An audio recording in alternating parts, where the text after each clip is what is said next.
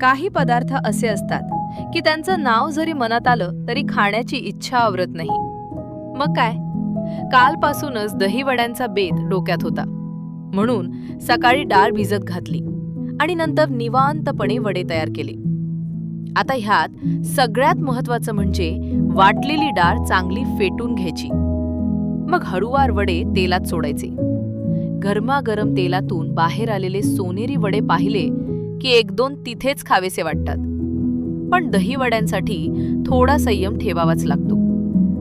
वडे मऊ व्हावेत म्हणून थोडा वेळ मिठाच्या पाण्यात ठेवले.